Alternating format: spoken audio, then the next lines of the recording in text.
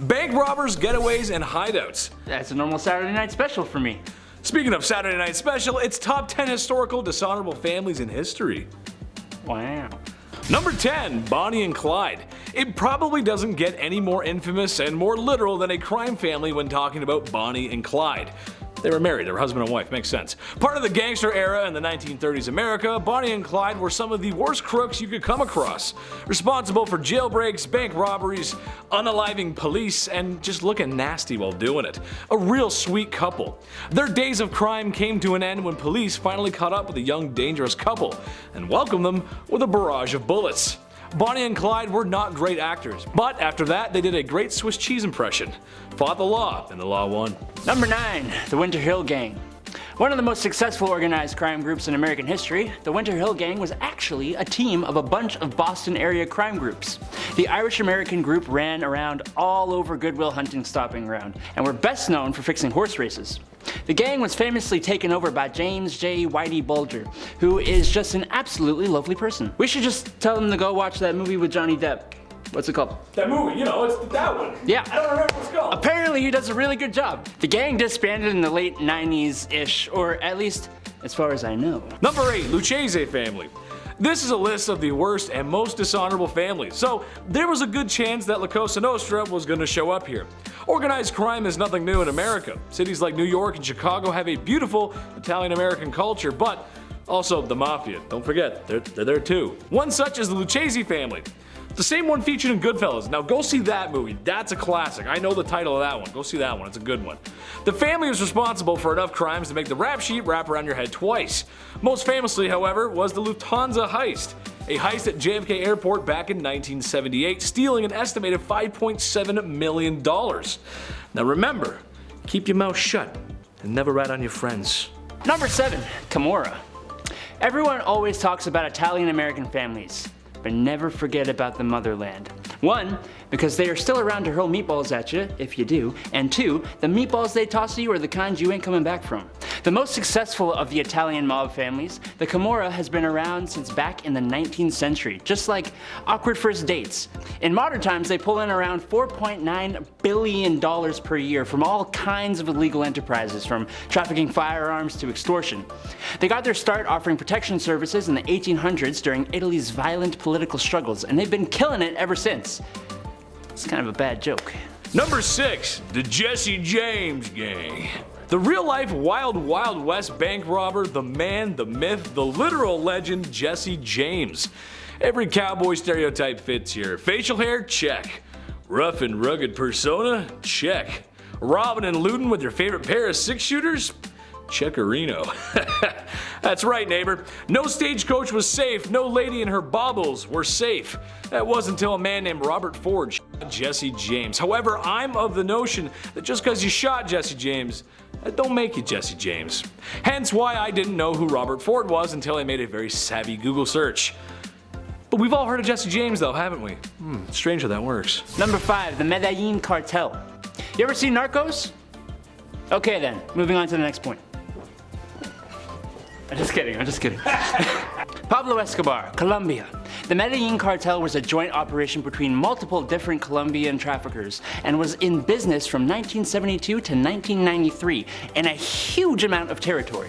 Colombia, Panama, California, New York, Florida, Peru, the Bahamas, Canada. They were moving literal tons of snow each year at the height of the operation, making around $60 million a day.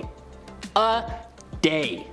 It became political in its later years, and becoming political always ruins pretty much everything, so. Number 4, Hell's Angels.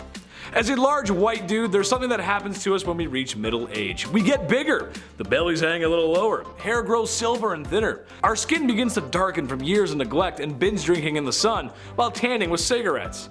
Yes, that's right, it's time to buy a motorcycle, says the little voice in our heads. What? No, I'm not going through a midlife crisis. This is something said by all Hell's Angels members, or your dad, or your uncle, at one point. Despite being a fun weekend club for dads and uncles to ride bikes and all the good stuff they do, the club sadly has more police investigations than a nefarious motorcycle club that has ulterior motives. Yeah, it's not good. It's not all good stuff. Unaliving, smuggling, well, you get the point here. I'd be here all day listening all the naughty stuff. At least I'm not insecure about my aging though. I wonder how much a Corvette is. Number 3, the Chicago outfit. The Chicago outfit was founded in 1910 by Big Jim Colosimo, but its main first leaders were Johnny Torrio and none other than this one guy, you might have heard of him, Al Capone.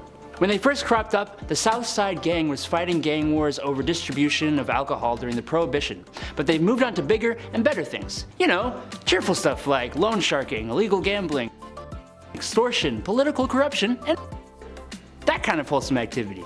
The outfit has been one of the most powerful, violent, and largest unified criminal organizations in the Midwest of the US. Number 2, oil baron. John D. Rockefeller, the richest American, the CEO, the owner of Standard Oil, but more importantly, the first oil baron and really the first man to own a monopoly on the oil industry. Yeah, that's right, I'm throwing a little corporate crime your way. I was gonna put Adam on the list here as a joke, but he didn't want me to bring up his jail time. Hey!